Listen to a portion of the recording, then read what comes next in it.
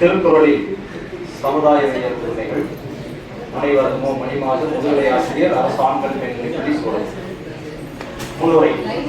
திருக்குறள் உலக பொதுமுறை என அனைவராலும் ஏற்றுக்கொள்ளப்பட்டு மாபெரும் வாழ்வியல் கருவூலமாக திகழ்கிறது.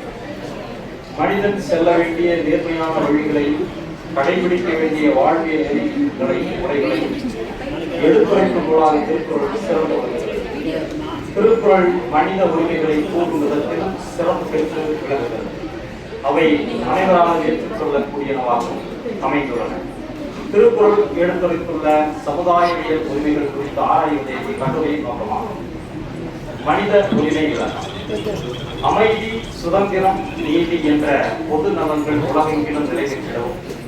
தனி மனித மாண்பு சிதைவுறாமல் காக்கப்பட்டு மனித வாழ்வு மேன்மையும் அவசியமானது மனித உரிமைகளாகும். ஐநா சபையானது யுனைடெட் நேஷன்ஸ் ஆர்கனைசேஷன் மனித உரிமைகள் சாசனத்தை உருவாக்கியதோடு மனித உரிமைகள் பிரகடனத்தையும் 1948ஆம் ஆண்டு செய்தது. இந்திய அரசின் மனித உரிமை பாதுகாப்பு சட்டம் 1993 மனித உரிமைகள் என்றால் அரசியல் அமைப்பு சட்டத்தால் உத்தரவாதம் அளிக்கப்பட்டு சர்வதேச உடன்படிக்கைகளில் உள்ளடக்கப்பட்டு இந்தியாவில் உள்ள நீதிமன்றங்களால் செயல்படுத்தத்தக்க தனி நபரின் வாழ்க்கை சுதந்திரம், சமத்துவம் மற்றும் மதிப்பு போன்றவற்றுக்கு தொடர்புடைய உரிமைகள் என்று விளக்கம் அளித்துள்ளமை குறிப்பிடத்தக்கது. மனித உரிமை என்பது மனிதனுக்குள்ள அடிப்படை உரிமையும் சுதந்திரத்தையும் குறிக்கும். பொருளாதார நிலை, நாடு, எல்லைகள், வயது, திறமை, இனம், பால் ஆகியவற்றை கடந்து ஒவ்வொரு மனிதனுக்கும் மனித உரிமை அமைந்து நிலவுகின்றது. திருக்குறளின் சமுதாயவியல் உரிமைகள். சமுதாயம் என்பது நமது செயல்பாட்டின் மூலம் ஒருவர் மற்றவரை பாதிக்கும் பல்வேறுபட்ட மனிதர்களின் மரபு அமைப்பே சமுதாயமாகும்.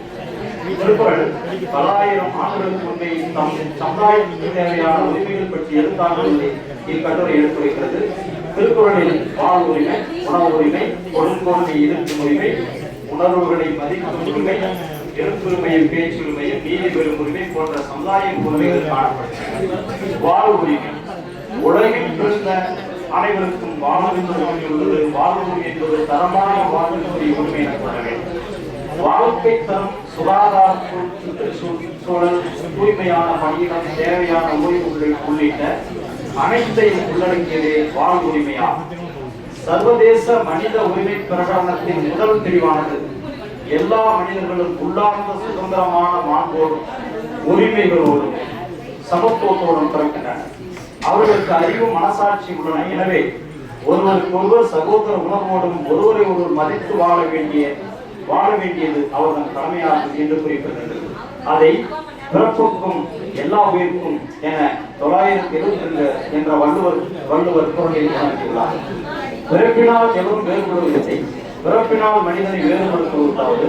மேலும் ஒவ்வொருவருக்கும் பசி, பிணி, பகையின்றி வாழும் உரிமை உள்ளதென்றால் அவற்றில் தம் குடிமக்களை காத்தல் அரசின் கடமை என்பதை குறள் 737 திருவள்ளுவர் தெளிவாக கூறுகிறார்.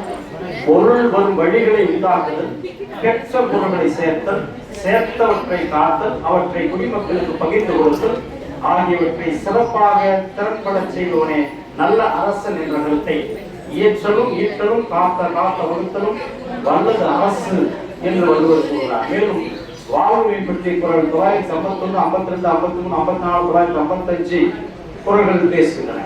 அத்தகு அரசனின் கீழ் வாழும் குடிமக்கள் அச்சமும் கவலையும் என்று இனிது வாழ்ந்தது. அவர்தம் வாழ்க்கை தரம் நன்கு விளங்கும். இத்தகு வாழ்வுரிமை அவ்வரசின் கீழ் வாழும் அனைத்து குடிமக்களுக்கும் உண்டு என வள்ளுவர் கூறும் அறிவுரைகள் நோக்கத்தக்கது. உணவு உரிமை. வாழ் உரிமைகளில் மிகவும் இன்றியமையாதது உணவு உரிமையாகும். உலகில் உள்ள அனைத்து உயிர்களும் பசியின்றி உணவு உண்டு மகிழ்வாக வாழ்வதற்கு உரிமை உடையன.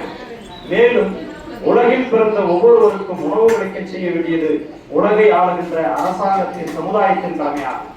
மனித உரிமை பிரகடனம் உறுப்புரை 25வது பிரிவு ஒவ்வொருவருக்கும் உணவு, உடை, வீட்டு வசதி, மருத்துவ கவனிப்பு, அவசியமான சமூக சேவைகள் என்பன உட்பட தமது குடும்பத்தினராலும் நல்வாழ்வுக்கும் போதுமான வாழ்க்கை தரத்துக்கும் உரிமை உடையவர் ஆவர் என்று கூறுகிறது.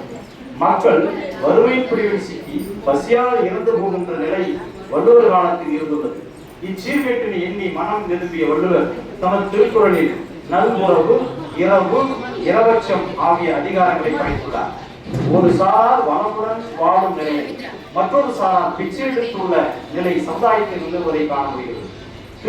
திருவள்ளுவரும் இந்நிலைக்கு காரணமான இறைவன் மீது கோபம் கொள்கிறார்.